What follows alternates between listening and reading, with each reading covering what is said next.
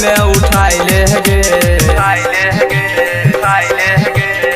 खिलल छ जवानी एगो छौरा पटाई ले गे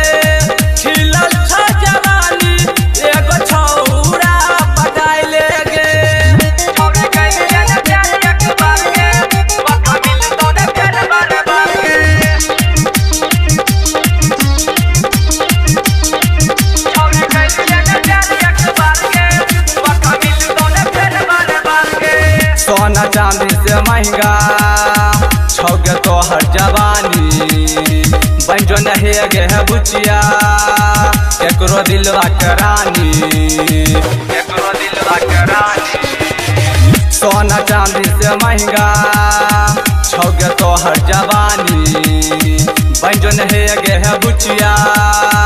केकरो दिलवा के रानी सुलेशन फेविकॉल से अपना सुलेशन फेविकॉल से अपना दिल में फोटो सटाई लेगे दिल में फोटो सटाई लेगे खिलल छ जवानी एगो छौरा पटाई लेगे खिलल छ जवानी एगो छौरा पटाई लेगे एगो छौरा पटाई लेगे